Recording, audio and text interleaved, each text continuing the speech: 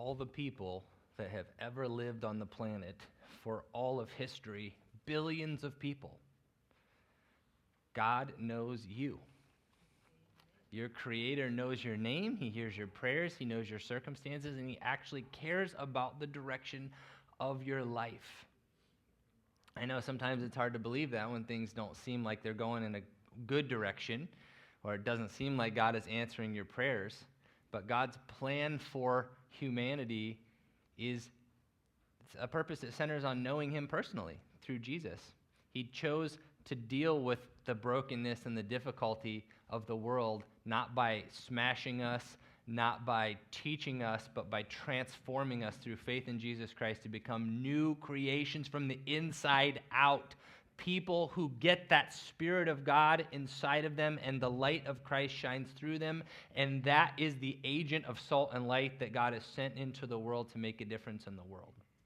I hope you are renewed with that sense of who you are today before you leave, because that is who you are. And for some of you, I just want you to remember that you are not an accident. God knows exactly who you are. He made you on purpose, and He still has a purpose for your life. It starts with faith in Jesus and goes from there. I would like to highlight something in the past and something in the future for a moment before we jump into today's text. The past thing was yesterday. Yesterday was our annual district conference. There were a handful of us from Pathway as well as all over Indiana that went to our Crossroads District Conference. We're a part of a global movement. Pathway is a part of a global movement called the Wesleyan Church. And the Wesleyan Church is founded, I love to say this, it's founded by a particular person whose name starts with the letter J. Any guesses? No, Jesus. Gosh, guys, come on. The whole church was started by Jesus. We're about Jesus. But the Wesleyan Church is a wonderful movement to be a part of because it has such a focus on the transforming power of God in our lives and how that not only transforms our hearts and our thoughts and our love, but it transforms our world, our families, our society. And so our district conference, it's our once-a-year business meeting. Esther and I, Sam Freds, Mary Stiver, Ralph and Dana Dickey, and Theresa Smith went down to Marion for a day of business meeting, worship, good stuff. And I just want to highlight a couple brief things for those of you who couldn't come and spend a whole Saturday in a business meeting. Let me just give you the 30-second highlight. One is we had Chick-fil-A for lunch. So next time, if you get nominated for district conference, you might want to reconsider saying no. Two, we heard some updates on some of the new church plants that are happening in our in our Crossroads district across Indiana. So there are some new churches that are taking shape this year, which is wonderful. And we also heard about the 6,000 churches around the globe that are part of the Wesleyan movement that God is really moving in different places. I had a chance to talk to David Scott, one of the missionaries who's actually got very close ties through Steve and Mary here, and he was telling me about how God is moving in the area where he serves as a missionary, which is a pretty under the quiet, we don't talk about where because it's not real safe to talk about where, but he was just telling me how God is bringing people to faith in Jesus where there are no churches through dreams and visions. He was telling me a couple stories about people who've seen Jesus in dreams and visions and recognized this is the guy I just read about in the Bible that somebody gave me. I see him and this is Jesus. I need to follow him. So it's exciting to see how God is alive and moving around the world. And our district superintendent said something that I literally wrote it down and said, I've got to share this quote. It was so powerful. He was talking to our churches about the importance of our mission, and he said this: our job is not to preserve our grandparents' church. Our job is to become the kind of church that God can use to reach our grandchildren. Absolutely. Amen.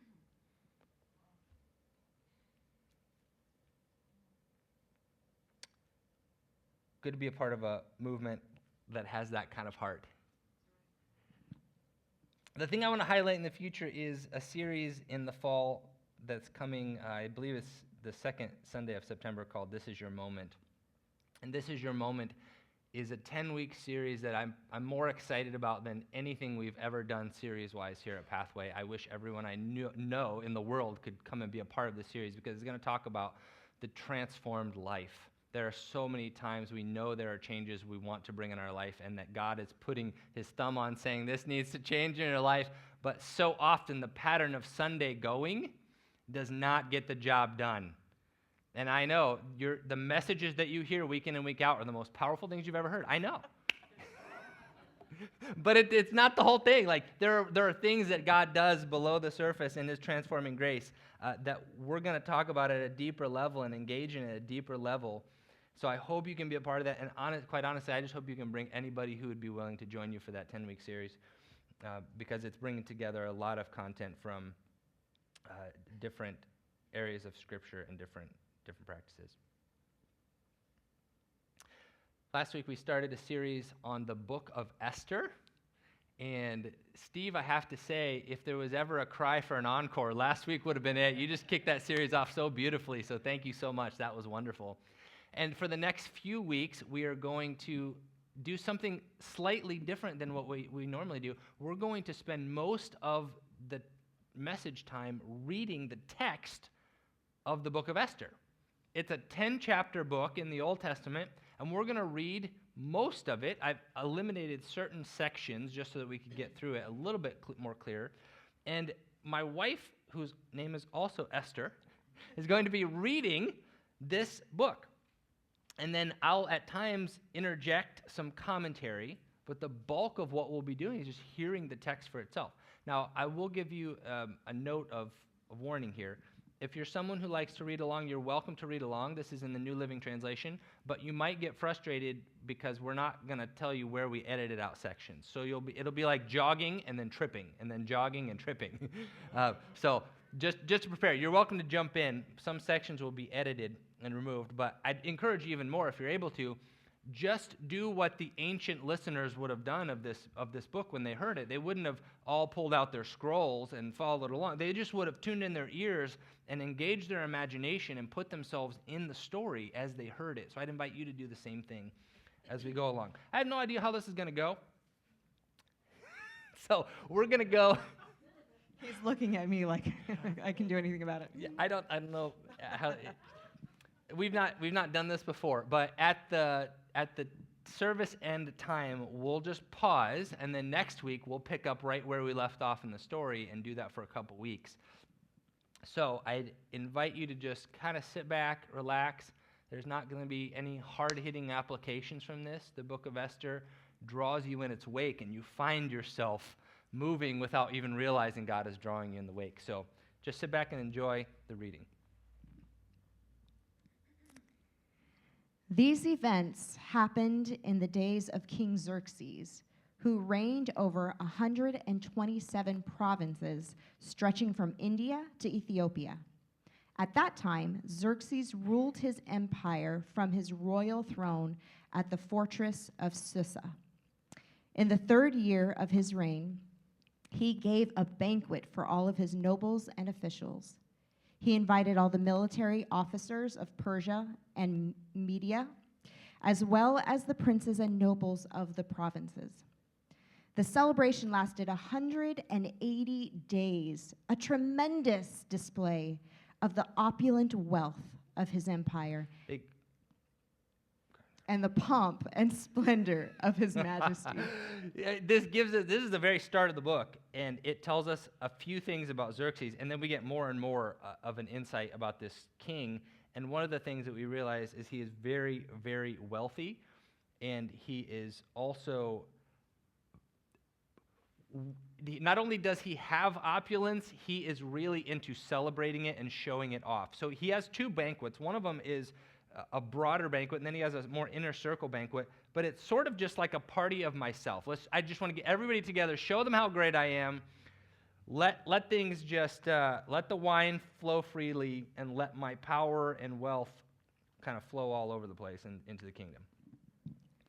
On the 7th day of the feast, when King Xerxes was high in spirits because of the wine, he told the 7 eunuchs who attended him, Mehuman, Biztha, Harbona, Bigtha, Abagtha, Zethar, and Carcass, to bring Queen Vashti to him with the royal crown on her head. He wanted the nobles and all the other men to gaze on her beauty, for she was a very beautiful woman. But when they conveyed the king's order to Queen Vashti, she refused to come. And this made the king furious, and he burned with anger. Xerxes is not the kind of king who has a wife and they're just this wonderful little beautiful married couple who are the figureheads of the kingdom. He had a queen, but he also had a lot of other women in his harem and his concubine group. So it's not like we're talking about this royal monarchy marriage that everybody looks up to. Vashti, he probably wouldn't have seen her every day. They wouldn't have necessarily stayed in the same area of the palace. She would have had her own section. So while he's having a party with all these guys, she's having a party as well with some of the women. And you can sort of see how this scene is unfolding. They're drunk, and somebody's got this idea, hey, bring Vashti out, bring the queen out. She's really beautiful. But the way this is written, it's likely saying not just bring her out and let's interact and let's talk. No, we want to bring her out to strip dance. That's really the insinuation. And so this is a huge degradation to the queen. And she refuses to do that. We don't know if she's sober at this point or not from her partying, but she's like, I'm not going to be any part of that.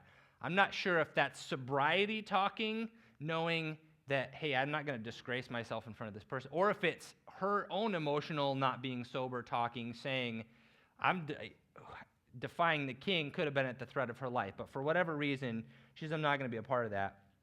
And so this gives us another clue into the character of the king. Go ahead. He immediately consulted with his advisors, who knew all the Persian laws and customs, for he always asked their advice. If it please the king, we suggest that you issue a written decree, a law of the Persians and Medes that cannot be revoked. It should order that Queen Vashti be forever banished from the presence of King Xerxes, and that the king should choose another queen more worthy than she.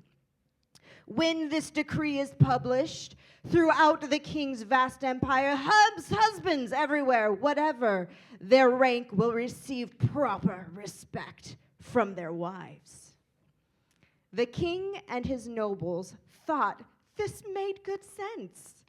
So he followed Memucan's counsel.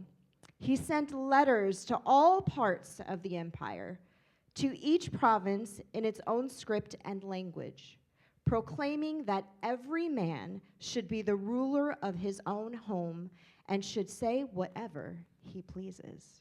Did you notice this? Something's wrong. He gets advice. He immediately issues a letter and basically just sets this rule for all the kingdoms. You can see these advisors going, wow, if the queen is defying the king, if she is saying no, what's my wife going to think she can do when I go home?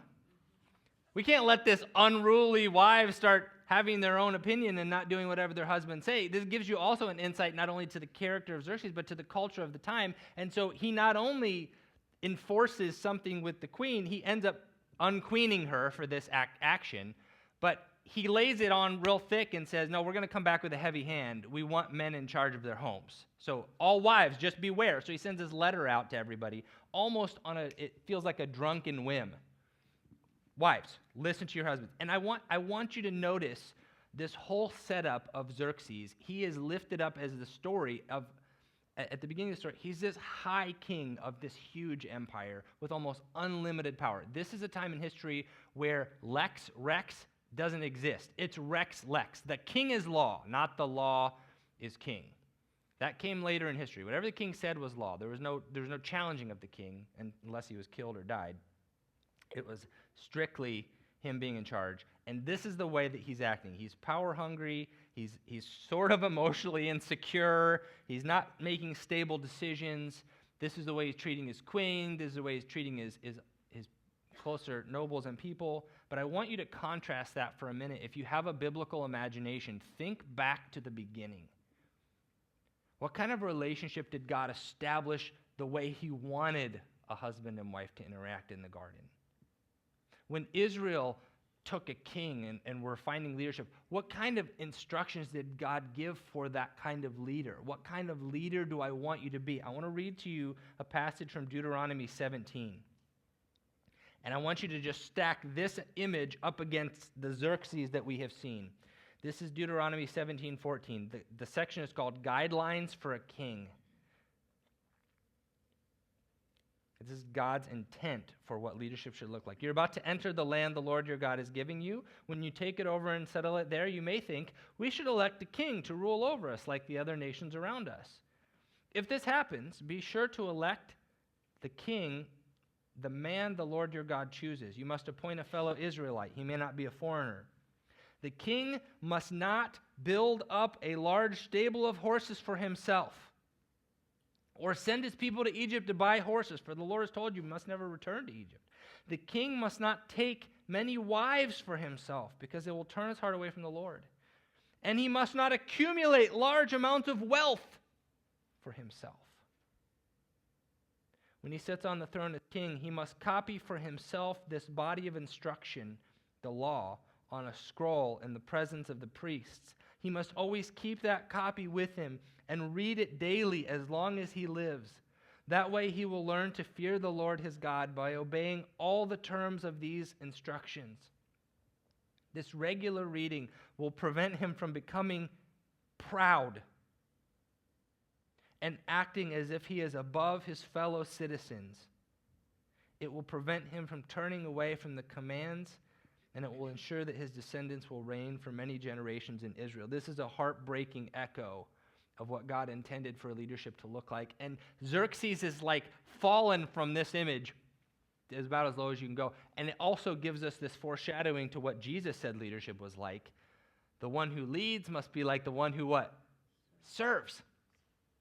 And now, lots and lots of Jews and lots of other people in the empire are under the total domination of somebody who couldn't look more different than Deuteronomy 17. At the time, there was a Jewish man in the fortress of Susa whose name was Mordecai, son of Jair. This man had a very beautiful and lovely young cousin, Hadassah, who's also called Esther.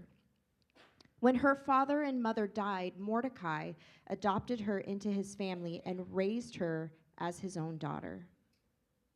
As a result of the king's decree, Esther, along with many other young women, was brought to the king's harem at the fortress of Susa and placed in Heggai's care.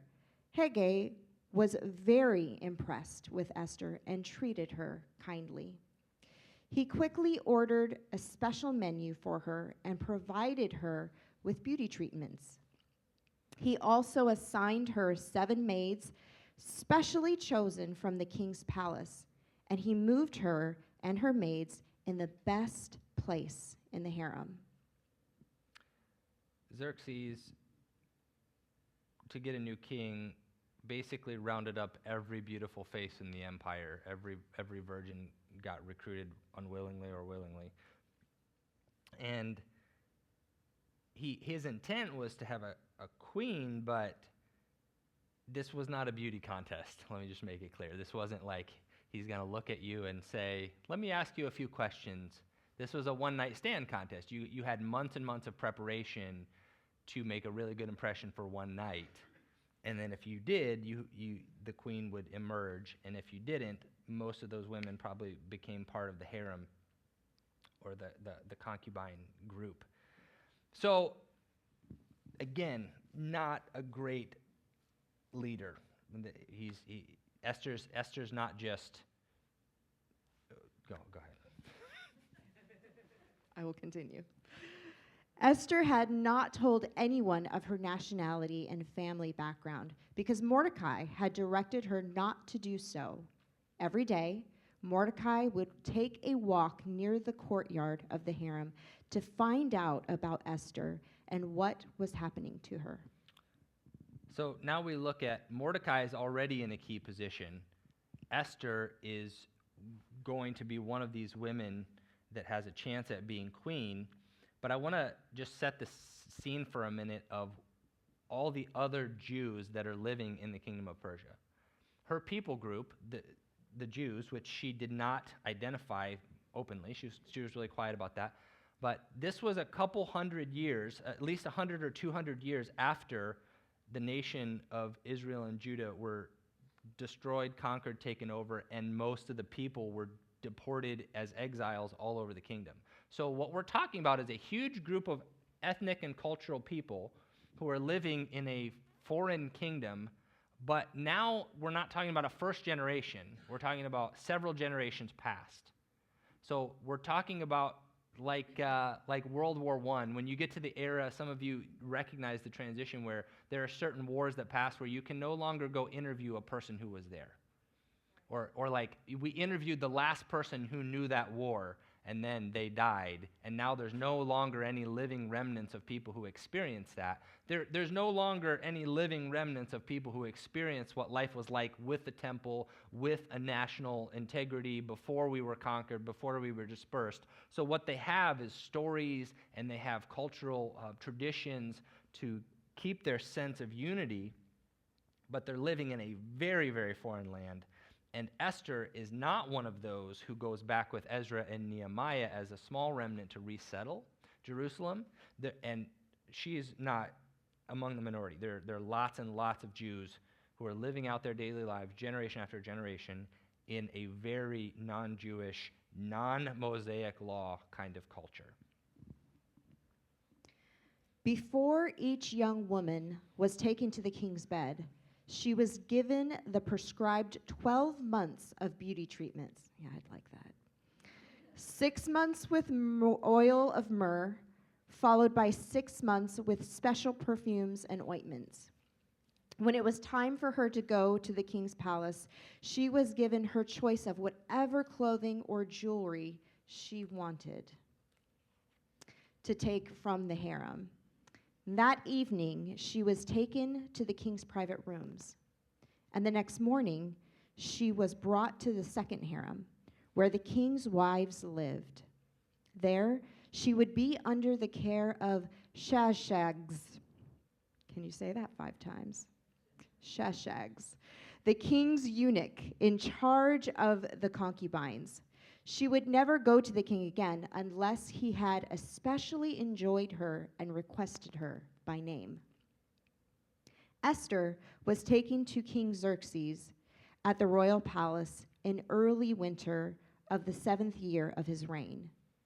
And the king loved Esther more than any of the other young women. He was so delighted with her that he set the royal crown on her head and declared her queen instead of Vashti. To celebrate the occasion, he gave a great banquet in Esther's honor for all his nobles and officials, declaring a public holiday for the provinces and giving generous gifts to everyone. Even after the young women had been transferred to the second harem and Mordecai had become a palace official, Esther continued to keep her family background and nationality a secret. She was still following Mordecai's directions, just as she did when she lived in his home. Esther's now the queen. She's a Jew. People don't know that she's a Jew. And this whole book is interesting because it briefly mentions Hadassah, her Hebrew name, which means myrtle trees, which insinuates peace and love. But she's not called Hadassah. And that's interesting that she's called Esther, which is a derivative of the Mesopotamian god Ishtar, the goddess of fertility. Ishtar, Esther. She's known by a foreign god's name, the goddess of fertility. That shows up interestingly in the text throughout the story. And Mordecai, that's a Babylonian derivative of the god Marduk. We're talking about people who live in a nation where their ruler is not someone they can admire. We're talking about people who want to follow God, but feel that their culture is so far from following God that it's hard to find their bearings. It's hard to find a community where they feel like they have the core essentials in common. And they're living in an environment where they're faced with difficult decisions because the stream of the culture is so powerful. They're trying to navigate how to follow this God and this heritage that they have in a place that doesn't honor it. Already, the things that Esther has done or is participating in, if you're a traditional Jewish reader, you're feeling, she's in a tough place.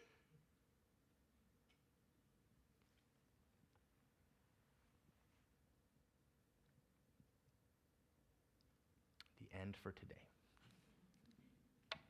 Can we stand together?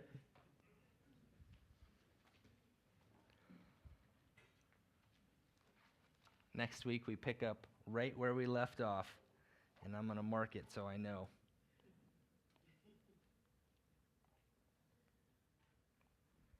Not that you ever find yourself in a tough place, that you have to make difficult decisions, or you're ever around people that you don't admire or that don't have the exact same spiritual values that you have. But if you do find yourself in such a place, let's remember the example that Scripture gives us here.